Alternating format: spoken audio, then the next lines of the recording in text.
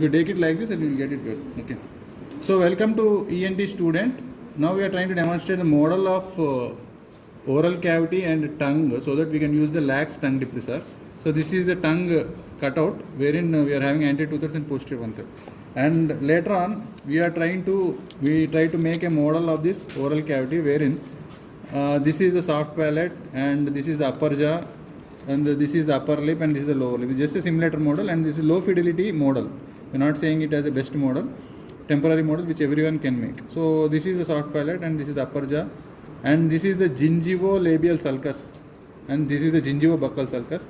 So we are trying to oppose this oral cavity with this tongue. This is the anterior 2/3 of the tongue. So once you are trying to use the lax tongue depressor, what you have to do is, suppose the mouth is closed like this, you have to take the permission of the patient and try to put it here and hold the tongue depressor like this. As you are holding it here and try to put it in the anterior 2/3, don't go to the posterior 1/3 and try to open the oral cavity like this. So see the posterior pharyngeal wall. You have to see the posterior pharyngeal wall. Of course, you put the hand here like this. That will become the posterior pharyngeal wall. We can attach one more model to that. This is the posterior pharyngeal wall which you are able to see. When you push it down, you can see. Don't put it in the posterior 1/3 of the tongue because it causes gag reflex and patient will go into vomiting. And what are all the other structures you have to see is, number one, gingivo-labial sulcus up, gingivo-labial sulcus down, gingivo-buccal sulcus left, gingivo-buccal sulcus right.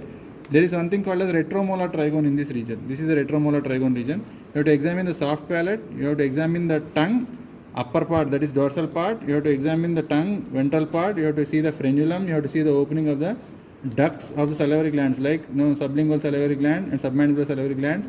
And while in the gingivo-buccal sulcus, upper second molar level, you will have the parotid gland to see.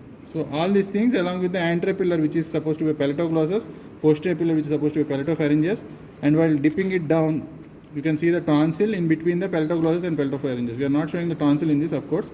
So tonsil will be located at this point and this point. So by this way you have to hold it. And when the patient is supine like this during tonsillectomy surgeries, you have to use the tongue depressor other side and you can lift the soft palate and see the nasopharynx also like this. Okay, put the hand down. So this is the nasopharynx which you are able to see behind the soft palate. So this is the basic paper model of oral cavity and oropharynx and tongue for utilization towards the competency number 2.6, EN 2.6, which is demonstrate the correct technique of examining the throat including the use of a tongue depressor. Okay, thank you very much.